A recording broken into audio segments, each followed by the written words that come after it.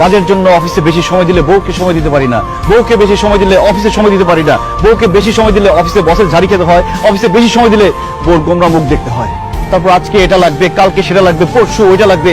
যখন যা চায় সেটা এনে দিলে সংসারের শান্তি, না এনে দিলে অশান্তি। বউয়ের সাথে ভালো মতো কথা বললে বাবা মা রেগে যায়, বাবা মাকে বেশি সময় দিলে ভালো করে কথা বললে বউ অভিমান করে, শ্বশুর শাশুড়ির সেবা করলে বাবা মা রেগে যায়, আমার বাবা মার সেবা করলে শ্বশুর শাশুড়ি রেগে যায়। ঈদ আসলে সবাইকে নতুন জামা কাপড় কিনে দিতে হয়েছে, কিন্তু ঈদের মধ্যে আমি কোনো নতুন জামা কাপড় কিনতে পেলাম কিনা সেটা কেউ কখনো জানতে চায়। কেউ অসুস্থ হলে তাকে হসপিটাল নিতে হয়, ওষুধ এনে দিতে হয়, কিন্তু সারা দিন শেষে ক্লান্ত হয়ে আমি বাসায় ফিরলে আমার কি খারাপ লাগছে কিনা, আমার কি অসুস্থ লাগছে কিনা কেউ কখনো আমার কাছে জানতেও চায়নি। আর এইসব শুধু আমার সাথে না, বাংলাদেশের হাজার হাজার লাখো পুরুষের সাথে প্রতিনিয়ত হচ্ছে এরকম। এত কিছু করার পরও একজন পুরুষ মানুষ, একজন স্বামী কাউকে খুশি করতে পারে না।